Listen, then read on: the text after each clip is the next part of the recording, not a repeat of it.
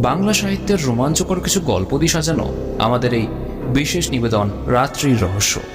আজকের গল্প কলকাতার গলিতে। রচনা প্রেমেন্দ্র কুমার মিত্র। প্রেমেন্দ্র কুমার মিত্র ছিলেন কল্লোল যুগের একজন বহুমুখী প্রতিভার অধিকারী, একজন বাঙালি কবি। কবিতা লেখার পাশাপাশি তিনি একজন ছোট গল্পকার, ঔপন্যাসিক এবং চিত্র পরিচালক হিসেবেও পরিচিতি পেয়েছিলেন। এছাড়া বাংলা সাহিত্যে তার সৃষ্ট জনপ্রিয় চরিত্রগুলি হল ঘনাদা, পরাশর বর্মা, মেজকর্তা এবং মামাবাবু। 4 সেপ্টেম্বর 1904 সালে ব্রিটিশ ভারতের উত্তরপ্রদেশের বারাণসীতে তার জন্ম হয়। আর এই মহান লেখকের নিধন ঘটে 3রা মে 1988 সালে কলকাতায়।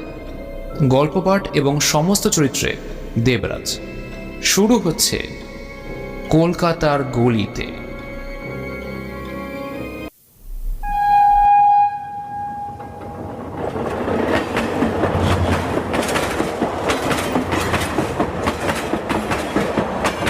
আমি বিশ্বনাথ, এক অজ পাড়াগাঁয়ের ছেলে। এই অন্ধকার রাত্রে ট্রেনে করে চলেছি দুর্গাপুরের পথে। না, আমার কোনো ভয় করছে না। কেন জানেন? কারণ গ্রামের ঘুটঘুটে অন্ধকারে দুপুর রাত্রেবেলা 5 বনের ভেতর দিয়ে একাই অনায়াসে 3 ক্রোশপথ পেরিয়ে আসা ছেলে আমি।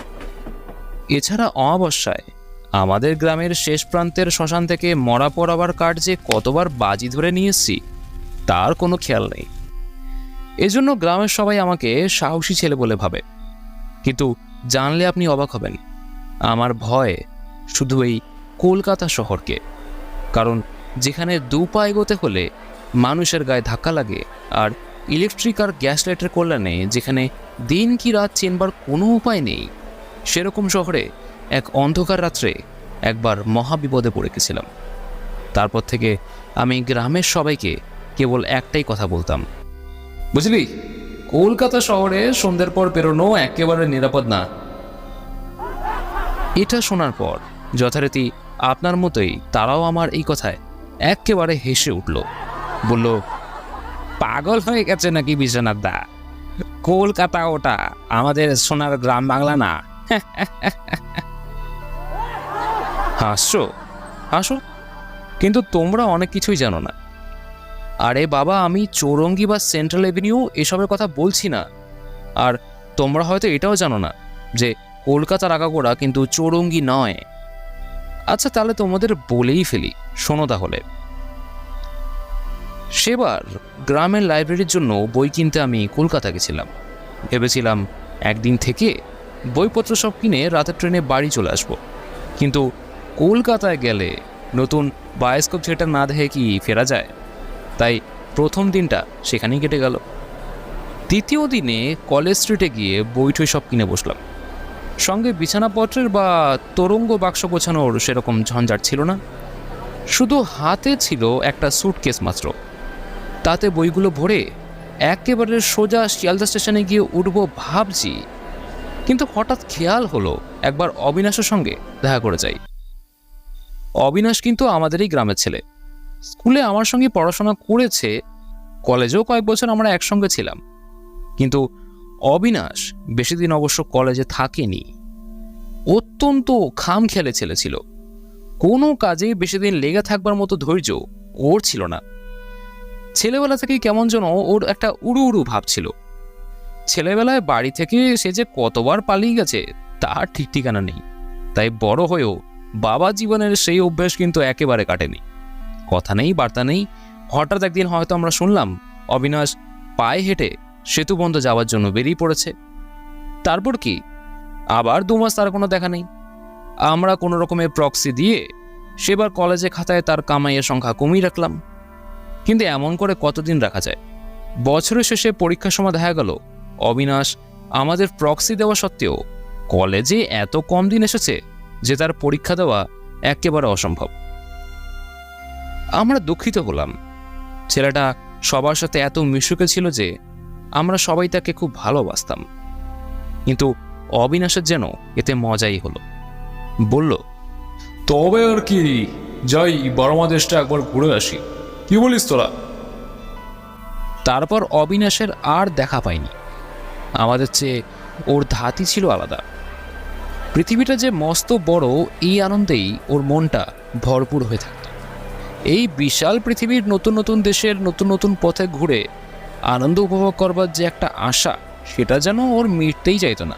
তাই যেসব দেশ সে চোখে এখনো দেখেনি, তার আকর্ষণের কথা মাঝে মাঝে এমন তন্ময় হয়ে আমাদের বলতো যে আমাদেরও কখনো কখনো একটা নেশা ধরে যেত। কেমন যেন মনে হতো এই ছোট্ট শহরের ছোট্ট জানা কয়েকটা রাস্তায় দুবেলা যাওয়া আসায় জীবনে কোনো সার্থকতাই যেন নেই। রাস্তা যেখানে অফুরন্ত, আকাশের যেখানে কুল কিনারা নেই, এমন জায়গায় বড় করে বুক ভরে নিঃশ্বাস নিতে না পারলে বাঁচাটাই বৃথা।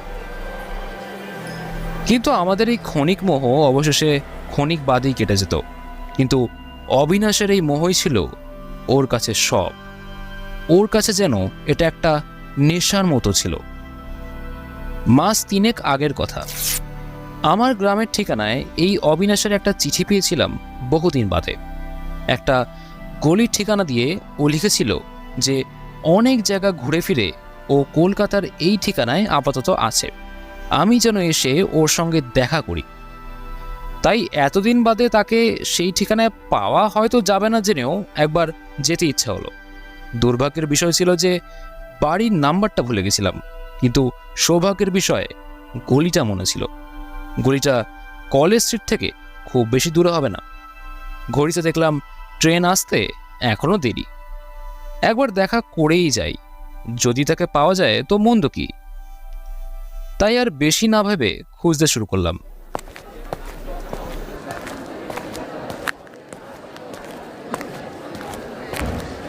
অনেক খোঁজাখুঁজির পর একটা গলি রাস্তায় ঢুকে একজনকে জিজ্ঞাসা করলাম, আর জানতে পারলাম যে একটুখানি গেলেই অবিনাশ যে গলিতে থাকে সেটা পাওয়া যাবে। রাত তখন খুব বেশি হয়নি, বড়জোর 8টা হবে। কিন্তু গলি দিয়ে খানিক দূর হেঁটেই বড় আশ্চর্য হয়ে গেলাম। এটা কলকাতার রাস্তাই তো নাকি? কারণ মাত্র 8টা বাজে এখন, আর এখানে একটাও জনপ্রাণী নেই। ভেবেছিলাম খানিক দূরে গিয়ে আবার কাউকে পথ জিজ্ঞাসা করব, কিন্তু লোক কোথায়? তাছাড়া গলিটাও যেন কেমন একটা, যেন ফুরোতেই চায় না। হেঁটে চলেছি তো হেঁটেই চলেছি। একবার সন্দেহ হলো হয়তো ভুল পথে এসে পড়েছি, কিন্তু যে লোকটা আমাকে খবর দিয়েছে তার আমাকে ভুল পথ দেখিয়ে লাভটাই বাকি। একবার ভাবলাম, আচ্ছা নির্জন এই রাস্তায় কেউ আমাকে ডাকাতি করবে না তো আবার? কিন্তু আমার কাছে কি 1,50,000 টাকা আছে নাকি যে চোরদের ষড়যন্ত্র করতে হবে? আমার সাজ পোশাক যা, আমাকে দেখে বড় লোক কেউ বলবে না। আর এ ভুলও যদি কেউ করে থাকে তাহলে আমার কিছু করার নেই। তবে এইসব ভাবতে ভাবতে আরও খানিকটা এমনি করে এগিয়ে চললাম। পথ তেমনই নির্জন, বাতিগুলো আরেক। এত মিটমিট কেন যে পড়ছে, আর ঈদের আলো এত ক্ষীণ যে রাস্তা আলো হওয়া তো দূরের কথা, সেগুলো যে জ্বলছে সেটা বুঝতেই কষ্ট হচ্ছে। আচ্ছা বলুন তো, কলকাতায় যে এমন রাস্তা আছে সেটা কেউ জানতো? আর দুপাশের বাড়িগুলো যেন মানধাতার আমলের তৈরি। কোনো রকমে হাড় বেরোনো ইটকাঠের জীর্ণ দেওয়ালগুলো দাঁড়িয়ে আছে। না আছে কোনো বাড়িতে একটা আলো, না আছে জনমানুষের একটা শব্দ। দূর থেকে দেখলে মনে হবে রাস্তার পাশে লাইন ধরে সবকটা বাড়ি পোড়ো বাড়ির মতো খাঁ খাঁ করছে। কিন্তু এবার চলতে চলতে একটা জিনিস লক্ষ্য করলাম, যতই সামনে এগোচ্ছি ততই মনে হচ্ছে কেমন যেন একটা ভ্যাপসা গন্ধ নাকে আসছে। মনে হয় বহুদিন আলো বাতাস যেখানে ঢোকেনি আর মানুষের বাস যেখানে বহুদিন ধরে হয়নি, এরকম একটা বদ্ধ ঘরে আচমকা ঢুকলে যেমন গন্ধ পাওয়া যায়, গলিটায় ঠিক সেই রকম একটা গন্ধ পাচ্ছিলাম। যাই হোক, লোকটা বলেছিল কিছু দূর গেলেই ডান দিকে একটা গলি পাওয়া যাবে, কিন্তু জনমানবহীন জীর্ণ বাড়ির এই সারের ভেতরে ডানে বায়ে কোথাও কোনো পথ নেই। আরও হাঁটতে হাঁটতে খানিক দূর গিয়ে দেখলাম সামনের পথও বন্ধ। বুঝতে আর বাকি রইল না যে আমি যে পথে চলেছি ওই গলিটার কেবল একটাই মাত্র পথ আছে। তাহলে এখন বেরোবার রাস্তা? কি আশ্চর্য ব্যাপার! লোকটা মিছিমিছি আমাকে ভুল পথ কেন দেখালো? কি লাভই বা সে পেল? দূর, যাই হোক, বিরক্ত হয়ে এবার উল্টো দিকে হাঁটা শুরু করলাম। গলিটা যেন এবার আরো অন্ধকার মনে হচ্ছিল। এতক্ষণ যে গ্যাসগুলো মিটমিট করে জ্বলছিল, ধীরে ধীরে তারই সবকটা একেবারে নিভে যাচ্ছে দেখলাম। কয়েকটা হিংস্র কুকুর মাঝে মাঝে ডেকে উঠছে। এবার মনে হলো এ গলি থেকে বেরোতে পারলে যেন প্রাণটা বাঁচে। ভীতু আমি নই, কিন্তু কলকাতা শহরের ভেতর এমন অভাবনীয় ব্যাপার যে ঘটতে পারে সেটা দেখে গাটা কেমন ছমছম করছিল। সবে তো প্রথম রাত মাত্র, এরই মধ্যে কলকাতা শহরের সমস্ত রাস্তা এখন এমন নির্জন আর নিস্তব্ধ হয়ে গেল যে মনে হচ্ছে আমি যেন বহুকালের প্রাচীন কোনো নগরীর সামনে দাঁড়িয়ে, আর সবাই ঘর ছেড়ে পালিয়ে গেছে। কত বছর যে এখানে মানুষের পা পড়েনি তা এখন ভগবান ছাড়া আর কেউ জানে বলে মনে হয় না। আর হয়তো আমিই প্রথম ব্যক্তি যে এই শহরের নিস্তব্ধতা ভাঙছি। খট খট খট খট, আমার নিজেরই পায়ের শব্দ এবার নির্জন অন্ধকার বাড়িগুলোর দেওয়ালে প্রতিধ্বনিত হচ্ছিল। হঠাৎ আমার চোখের ওপর ল্যাম্পপোস্টের শেষ বাতিটা টপ করে একবার জ্বলে নিভে গেল। ভ্যাপসা গন্ধটা এবার ক্রমশ যেন বেড়েই চলেছে।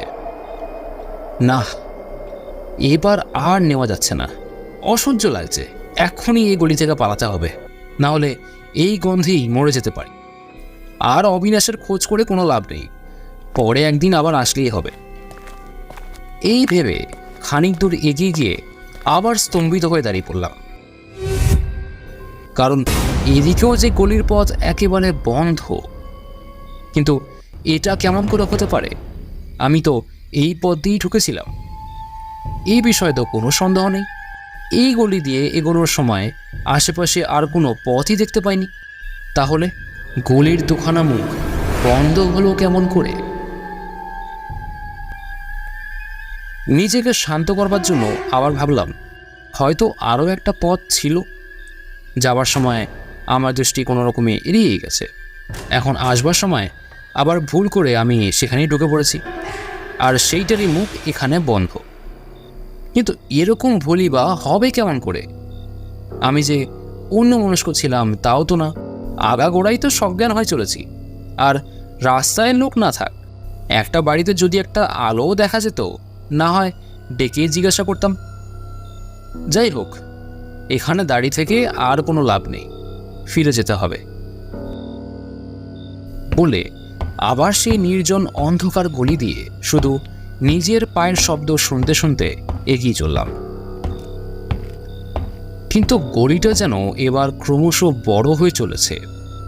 মনে হচ্ছে আমার অজান্তেই কে যেন ইতিমধ্যে সেটাকে বাড়িয়ে আরও লম্বা করে দিয়েছে।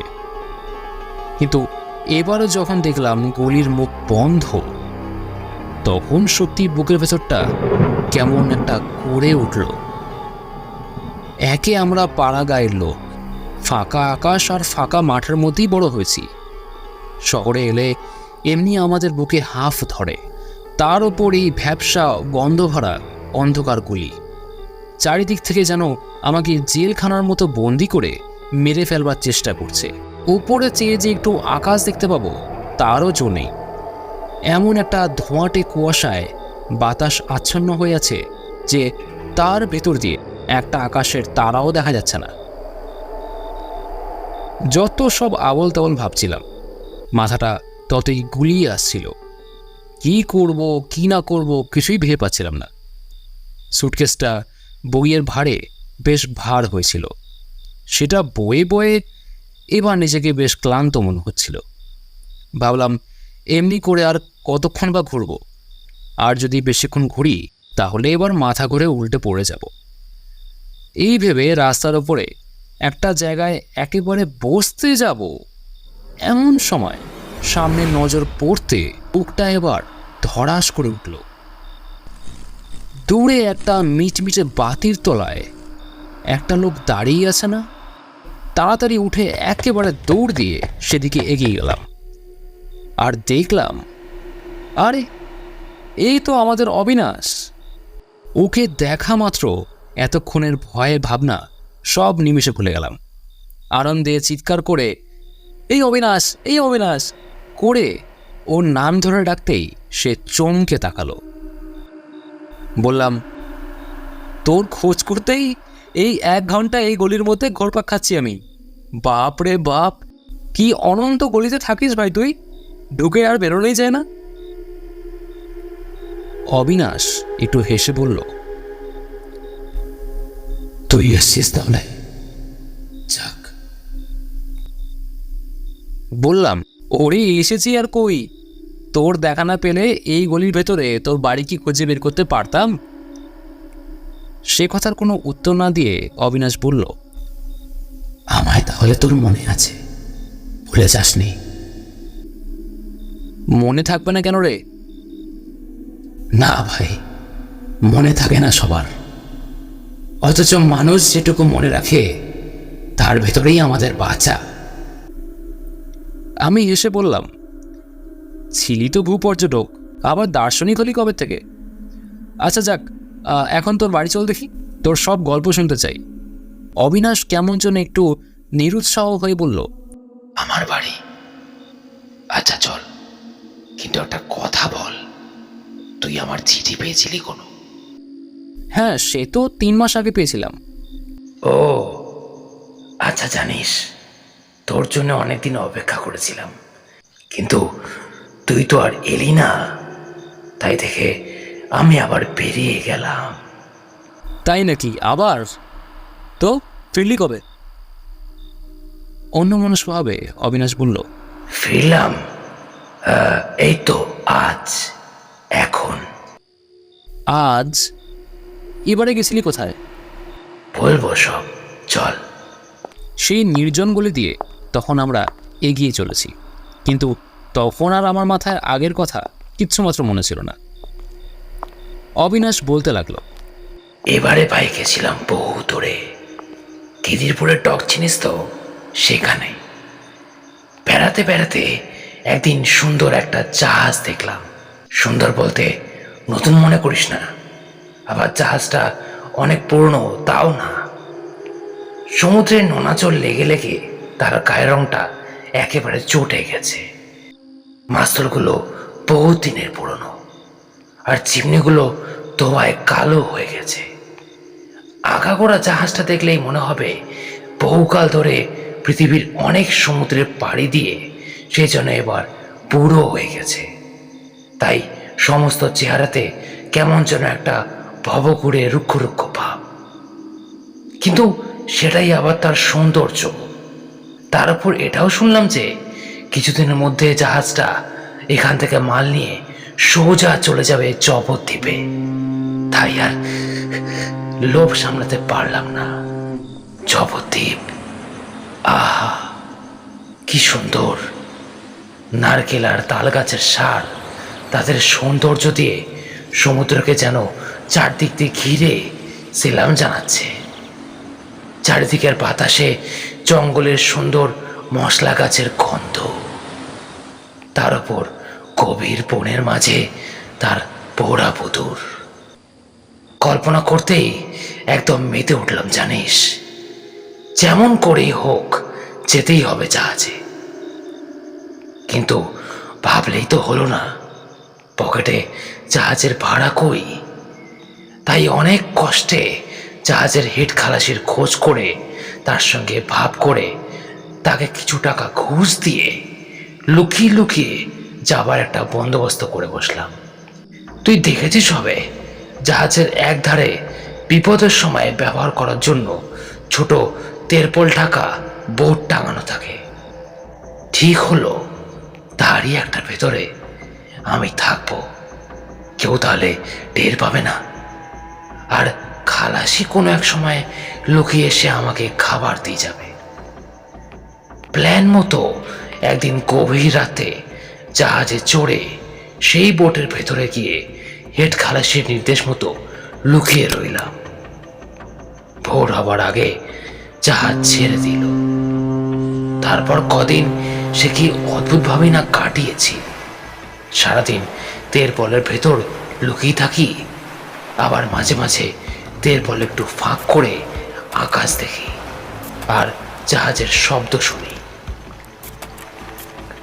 গভীর রাতের যখন সবকিছু নির্জন হয়ে যায়, তখন জাহাজের তেরপল খুলে দেখি জাহাজের কয়েকজন ইঞ্জিনিয়ার, ফায়ারম্যান আর ওপারে হাল ঘোরাবার হুইলে একজন নাবিক ছাড়া আর কেউ থাকে না। গভীর রাত্রে ওরাও চলে গেলে তখন একবার করে বেরিয়ে নির্জন ডেকের একটা কোণে রেলিং ধরে দাঁড়াতাম আর সুন্দর সমুদ্রের ঢেউ দেখতাম।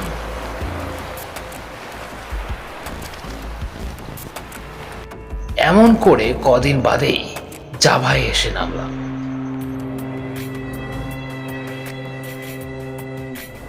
আগেই ঠিক ছিল সবাই নেমে গেলে কোনো এক সময় হেড খালাসি আমার নামার একটা ব্যবস্থা করে দেবে, কিন্তু বন্দরে জাহাজ ঢোকবার আগের রাত্রে সে এসে আমায় জানিয়ে গেল যে তা হবার কোনো উপায় নেই। এখানে মাল নামানো হলেই জাহাজটাকে শটান ড্রাই ডকে রং করবার জন্য পাঠানো হবে। ঠিক আছে, সুতরাং সেভাবে নামানো যাবে না। তাহলে উপায়? খালাসি বলল, উপায় আছে। সবাই যখন জাহাজের বন্দরে ঢুকবার সময় কাজে ব্যস্ত থাকবে, তখন যদি আমি জাহাজ থেকে জলে পড়ে একটুখানি সাঁতরে যেতে পারি, তাহলেই তাহলেই কিন্তু রিস্ক ছিল, কিন্তু আমি তাতেও রাজি হয়ে গেলাম। সেদিন সকাল 7টার সময় জাহাজ বন্দরে ঢুকলো। জেটিতে জাহাজ লাগাবার আয়োজন চলছে। এমন সময় খুব সন্তর্পণে আমি বোটের ঢাকনি সরিয়ে নেমে পড়লাম। ব্যাগটা আমার পিঠে বাঁধাই ছিল, তাই রেলিংয়ের ধারে গিয়ে জেটির উল্টো দিক থেকে ঝাঁপ দিতে আর কতক্ষণ, দিয়ে দিলাম ঝাঁপ। কিন্তু সেটাই আমার কাল হলো। ওই মুহূর্তেই জাহাজটা জেটিতে বেরোবার জন্য আমি যেদিকে ঝাঁপ দিয়েছি, হঠাৎ সেদিকেই সরতে আরম্ভ করলো। জাহাজের বিশাল প্যাডেলের ঘায়ে জল তোল পার হয়ে উঠল। সে কি ভীষণ টান, তার টান। প্রাণ পণেও সে টান আমি ছাড়িয়ে আসতে পারলাম না। সেই ঘূর্ণায়মান ভয়ঙ্কর প্যাডেলে ধাক্কা খেয়ে একেবারে তলার দিকে তলিয়ে গেলাম। বাঁচাও বলার সুযোগটাও পেলাম না, জানিস। কিন্তু অবশেষে রক্তের একটা ফোয়ারা উঠল সমুদ্রে। আর তারপর আমি শিউরে উঠলাম, বললাম, তারপর সেই প্যাডেলের ঘা কি ভয়ঙ্কর লেগেছে দেখবি। সামনে একটা গ্যাসের বাতি তখনও জ্বলছিল।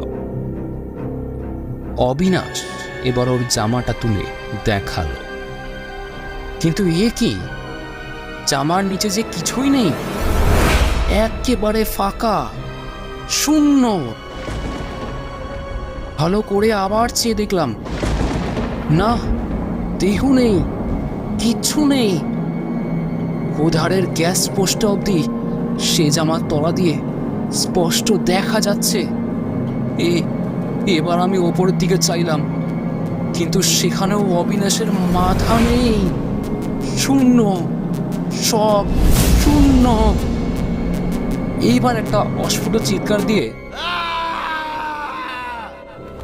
স্যুটকেস হাতে আমি দৌড়াতে শুরু করলাম। কিন্তু কোথায় যাব? যেখানেই যাই সেখানেই এই গলির মুখ তো বন্ধ। অবশেষে চিৎকার করে একটা পোড়া বাড়ির দরজায় ঘা দিলাম। সুচান! আমার চিৎকার আর কড়ানার আওয়াজে বাড়ির ভেতরের জানলাগুলো পর্যন্ত ঝনঝন করে উঠল। কিন্তু কারোর কোনো সাড়া নেই। এই অন্ধকারগুলি এবার মনে হয় আমার চারিদিকে সংকীর্ণ হয়ে আসছে, আর একটা অসহায় ভ্যাপসা গন্ধ। তারপর কি যে হলো আমার আর কিছুই মনে নেই। যখন জ্ঞান ফিরল তখন দেখি কে একজন আমাকে বলছে, উতরিয়ে বাবু, ইয়ে শিয়ালদা স্টেশন হ্যাঁ। শিয়ালদা স্টেশন? অবাক হয়ে দেখি আমি আমার সুটকেস সমেত একটা রিকশায় বসে আছি। সামনে শিয়ালদা স্টেশন। নেমে পড়ে তার ভাড়া চুকিয়ে দিলাম। কিন্তু কখন কেমন করে যে আমি রিকশায় উঠেছি সেটা কিছুতেই মনে করতে পারলাম না। তবে হ্যাঁ, তারপর খোঁজ নিয়ে জেনেছি অবিনাশ 2 মাস আগে জাভার বন্দরে অমনি করেই মারা গেছিল। শুনছিলেন কলকাতার গলিতে, রচনা প্রেমেন্দ্র কুমার মিত্র, গল্পপাঠ ও সমস্ত চরিত্রে আমি দেবরাজ। শ্রোতাদের কথা চিন্তা করে কিছু কিছু জায়গায় আমাকে ভাষার পরিবর্তন করতে হয়েছে, তাই কারোর যদি কোথাও খারাপ লেগে থাকে তার জন্য আমি একান্ত দুঃখিত। গল্পটা আপনাদের যদি একটুও ভালো লাগে তাহলে ভিডিওটাকে লাইক করে চ্যানেলটিকে সাবস্ক্রাইব করতে কিন্তু ভুলবেন না। এছাড়া আমাদের আরও ভিডিও পেতে যুক্ত থাকুন আমাদের এই ছোট্ট চ্যানেলটির সাথে। নতুন গল্প শীঘ্রই আসছে। ততক্ষণ শুভরাত্রি।